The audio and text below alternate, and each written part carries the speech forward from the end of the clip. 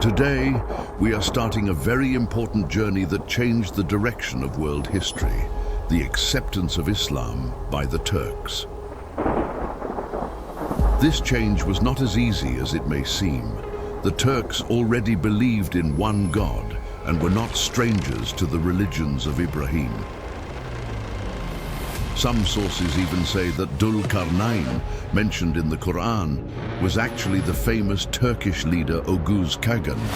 Still, there were about 60 years of hard wars between the Turks and the Arabs. Then came a turning point in history, the Battle of Talas. When the Turks supported the Abbasids in their war against China, everything changed. After this event, the Turks got to know Islam better and, over time, became its strongest defenders. As the Abbasids became weaker, the Turks took a leading role in the Islamic world, and later, during the Ottoman period, they even took the caliphate. Maybe you are hearing this powerful story for the first time. Don't forget to subscribe to the channel so you don't miss videos like this. Islam began to be preached by the messenger of Allah, Prophet Muhammad, starting from the 7th century CE.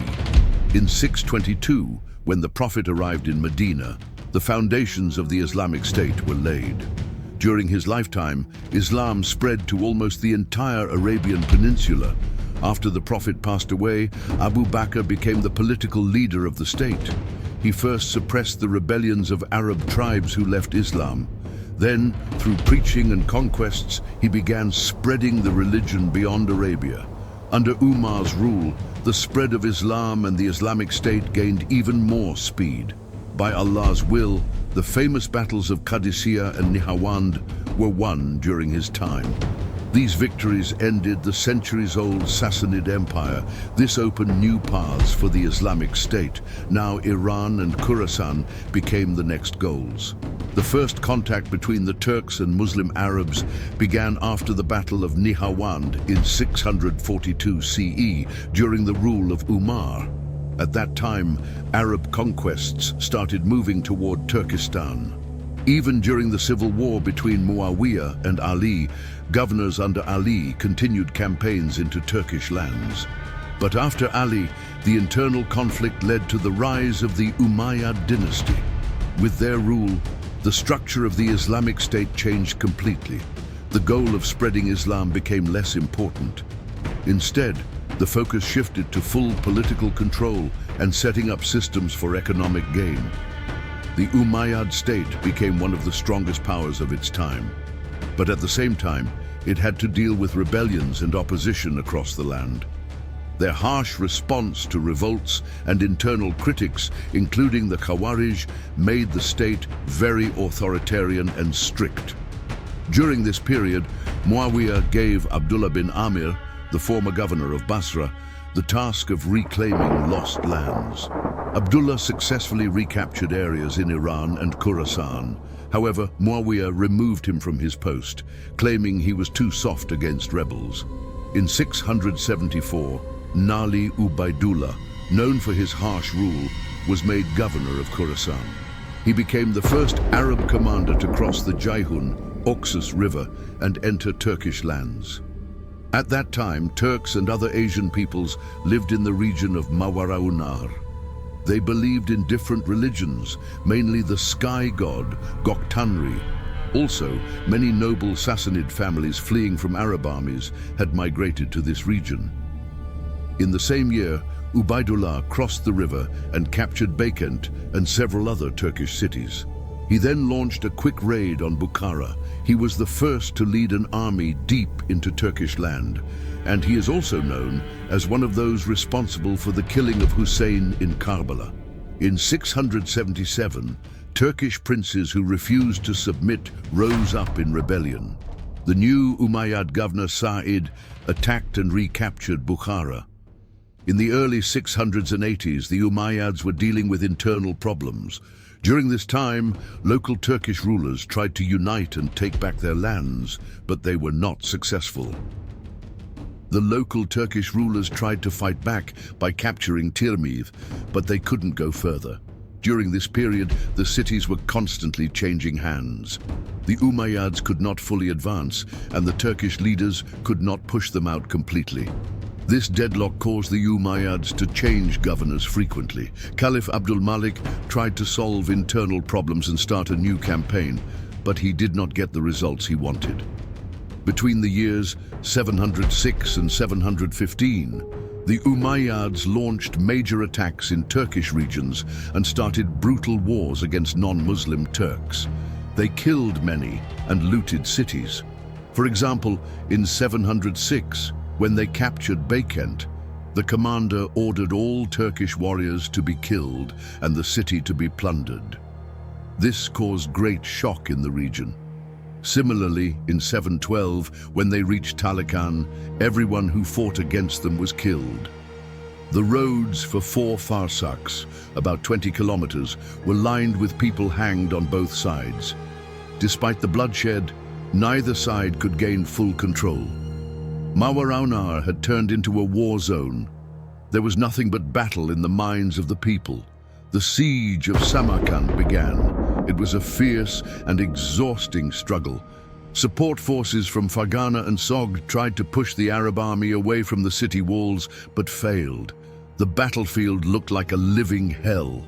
It was one of the most intense wars the region had seen. In 713, the Umayyads managed to capture Samarkand, the largest Turkish city. In 714, they launched another campaign and captured several more cities. Around this time, the death of Hajjaj was announced, but Caliph Walid ordered the military campaigns to continue. In 716, Yazid bin Muhallab was appointed governor of Khorasan. Yazid hated the Turks and looked for every chance to take revenge on them. That year, the Turkish center in Jurjan was surrounded. The Turks resisted without help for 7 months, but in the end, they had to surrender. The city was looted, many were hanged, and all the men were gathered in a valley and killed. Their blood flowed into the rivers and streams. The Turks were not becoming Muslim by force. In fact, this went against the Sunnah of the Prophet. At that time, the Turks were slowly accepting Islam through the visits and teachings of Islamic scholars, even despite the Umayyads. From the beginning, the Umayyad policy did not help people love Islam. Instead, it made them hate it. They followed Arab nationalism and practiced tribalism. They treated non-Arab Muslims unfairly. Some Khazar and Mawaraonar Turks who became Muslim during the Umayyad period later left Islam because of the bad treatment they received. As we said before, the Umayyads only wanted control and income from these lands. They saw Turks as second-class people and did not care if they accepted Islam or not. Only a small number of Turks became Muslim in that period. These were usually people who learned about the religion from Muslims living in Bukhara or Samarkand, or poor villagers who were suffering under local rulers. If a Turk became Muslim, they faced problems from both sides. The Umayyad government was unhappy because Muslims paid less tax. Their own local Turkish communities also reacted negatively. A few Turks who did accept Islam strongly opposed the Umayyad government. Of course, Turks were not only in this region. This video talks mainly about Khorasan and Mawaraonar, the first contact points between Turks and Islam. But most Turkish people at that time were still deep in Asia and the northern steppes. Many of them had not even heard of Islam yet. During this period of war between Turks and Arabs, something changed in the year 717. Umar bin al-Aziz became caliph. He ordered an end to the raids and attacks on the Khorasan border. He said Turks must not be harmed, that all humans are equal before Allah, and everyone should be treated fairly. The Caliph also declared that Arabs were not better than other people, and that new Muslims should not pay the jizya tax. Umar said he believed in the sincerity of the Turks who became Muslim, and he decided to send scholars to teach Islam in the region. Umayyad commanders were against this. They said, Turks only understand the sword and the whip. They didn't believe the Turkish converts and asked to check if the men were circumcised. When Caliph Umar heard this, he became angry and said, "Allah did not send Muhammad as a circumciser, but as a messenger."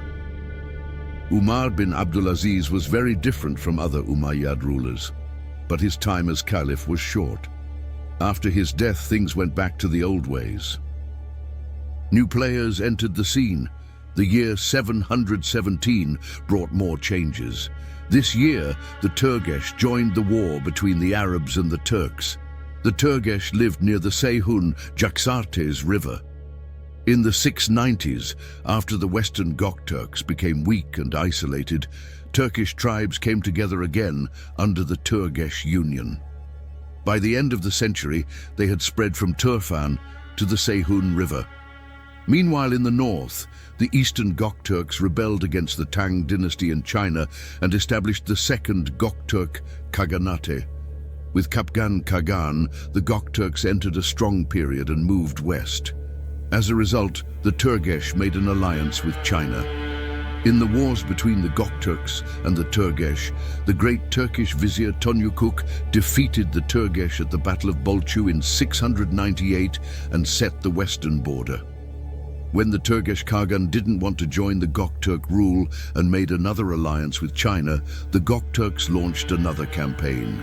In 711, they defeated the Turgesh again at Bolchu and took control. In 710, the Göktürks, one of the greatest Turkish states, fell into trouble. The central authority collapsed.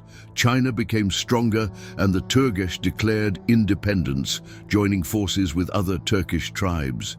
But they couldn't expand eastward because China would not allow it. So they turned west, toward the area beyond the Ceyhun, where the Umayyad forces were. The governor of Khorasan treated the local people who supported the Turgesh very harshly. Many civilians were forced to leave their lands, said, who chased them, caught some in Kujund and killed all the captured soldiers and civilians except the merchants. These events in 722 increased the hatred toward the Arabs. The Umayyads wanted to take Fergana to reach deeper into Turkestan. An army led by Governor Muslim crossed the river, but they were met by Sulu Khagan. In the battle called Yemilach, the Umayyad army was badly defeated and forced to retreat. By 724, this meant that Arab forces were pushed back from the east side of the Ceyhun River. After this, many people began to see the Turgesh as liberators. The Turgesh even won some victories west of the Ceyhun. This weakened Umayyad control in the region. As the conflict continued, the caliph kept changing the regional governors to solve the crisis, but all the new governors were defeated by Sulu Khagan. The balance of power began to shift. The Umayyads, realizing how hard it was to fight the Turgesh, offered Islam to the Khagan, but he refused. 1 year later, the Turgesh surrounded Samarkand. The city commander asked for help from Junayd, the Umayyad governor in Narshak. Junayd set out with 12,000 men, but Sulu Khagan forced them into the mountains. In the battle known as the Pass Battle, the Umayyad army broke apart under Turgesh attacks. Only 2,000 soldiers reached the city. The Umayyad capital heard about the disaster and sent 20,000 fresh troops. In 732, Sulu Khagan lifted the siege of both Bukhara and Samarkand. Later in the south, an Arab army under Asad defeated the Turgesh, and the balance was restored. When the Umayyad governor Junayd died in 734, the remaining Umayyad power in the region collapsed completely. At the same time, the Abbasids raised the black flag in Khorasan and started a revolution against the Umayyads. All groups opposing the Umayyad rule began to gather under this black flag. One of the leaders of the rebellion, Abu Muslim, took refuge with Sulu Khagan for a short time. The Khagan saw this as a chance to launch a large campaign. He was supported by Turkish leaders in Mawara-Unaha who wanted freedom, and by some Arab commanders who had joined the rebellion. The Khagan not only crossed the Ceyhun River, but also passed the Ceyhun River and entered Jurjan. However, some of his allies betrayed him. He was defeated in battle by the Umayyad governor Asad. This defeat destroyed his reputation. At the same time, many big changes were happening. The Türgesh became weak due to internal problems.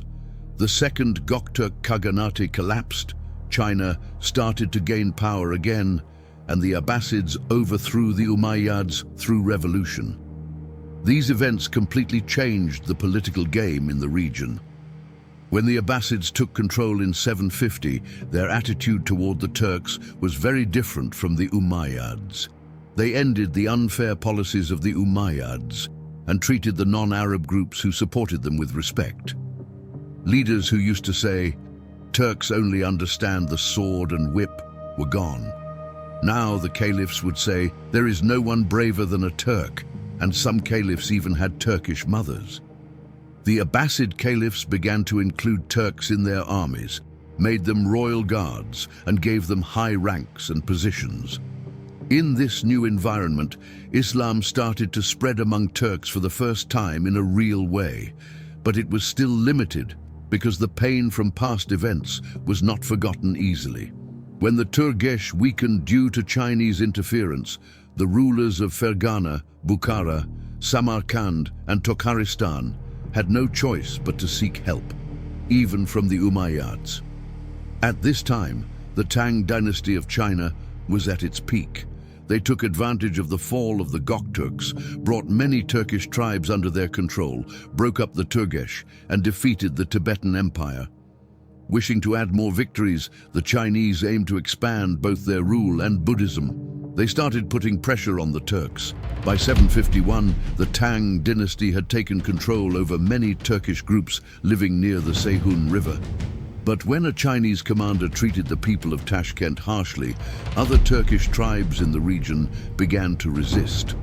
However, the Turks had no political unity at the time and knew they could not fight the Chinese alone. Since they also knew China was preparing for a major military campaign, they convinced Abu Muslim, the Abbasid governor of Khorasan, to support an attack on Kucha, Karashar, Hotan, and Kashgar. Chinese commander Cao learned about the situation and prepared his army in the region. His army also included Karluk Turks from the area near Lake Issyk. Ziyad bin Salih, one of the successful generals of the Abbasid revolution, was ordered to go east with his troops. He reached the area near Tashkent. The Chinese army pulled back toward the Talas River and chose a good position to fight. In this struggle between Tang China, which wanted to move west, and the Abbasid Arabs, who wanted to move east, a third nation entered the scene, the Turks, fighting to protect their identity. The outcome of the battle would be decided by them. There are different versions of this battle, but the general course goes like this. The Chinese army's center was made up of spear-wielding infantry. In front of them were the usual crossbowmen. On the wings stood the Karluk Turks. The Abbasid army placed archers in front of their infantry and put cavalry on both wings. The battle began with both sides firing arrows. Although both had their own strengths, neither side gained a clear advantage. Then Ziyad ordered his infantry to charge. The two armies clashed near the banks of the Talas River. As the battle went on, Ziyad noticed that his side was losing more men, so he ordered his cavalry to attack from the flanks. The Arab horsemen rushed forward, but instead of weak enemy lines, they met Turkish cavalry. After a long and intense fight, both sides were exhausted and pulled back. The armies rested through the evening. At dawn, they began fighting again in the same way. But the Abbasid side was getting weaker due to heavy losses. For 4 days, the battle continued like this. Chinese General Cao was now confident that victory was near. At dawn, on the 5th day, he gave the order for the Turkish cavalry to charge. The Turks, under their chief, spurred their horses forward. But instead of attacking the Arabs, they turned and charged straight at the Chinese. General Cao was completely shocked. He had been hit from behind. The Turks had secretly made an agreement with Ziyad the night before and changed sides. The Turks had no desire to accept Chinese rule or be under their control. Compared to China, making an alliance with the Abbasids was a better option for them. They made their decision based on what was best for their future and interests. When the Turks attacked the Chinese infantry from behind, a gap opened in their lines. Ziyad saw this chance and ordered his soldiers to attack. The Chinese army was now trapped between two forces. This surprise move took victory out of General Cao's hands. In the chaos, the Chinese soldiers could not hold their position any longer. Most of the army was almost destroyed, and only the general and a few units barely managed to escape. The victory belonged to the Abbasids and the Turks. After this defeat, China fell into a deep period of internal crisis. Although the Abbasids won the battle, they could not advance further. Control of Central Asia was left to neither the Chinese nor the Arabs. The Turks regrouped and reclaimed their homeland. The Battle of Talas had many important results. The influence of Buddhism in Central Asia decreased. Because the connection between China and India was broken, their understanding of Buddhism began to differ. The Arabs learned the technology of papermaking from the Chinese and carried it west. As a result of the battle, the strict policies of the Umayyads were replaced by the more flexible approach of the Abbasids. This allowed the first real steps of the Turks toward Islam to begin. After the Abbasid period, when the Islamic civilization became less active, the spread of Islam among the Turks continued slowly. Through merchants and scholars, more and more Turks learned about the religion. Turkish leaders accepted the religion that Prophet Muhammad, peace be upon him, had preached. The mass conversion of the Oghuz Turks during a time when the Islamic world was weakening became a turning point. They began to see themselves as protectors and leaders of the new religion. This process began in the 10th century, and the goal of the Turks, to carry the message of Islam to others, one of the greatest sunnahs of our Prophet, never stopped from the Ottomans until today.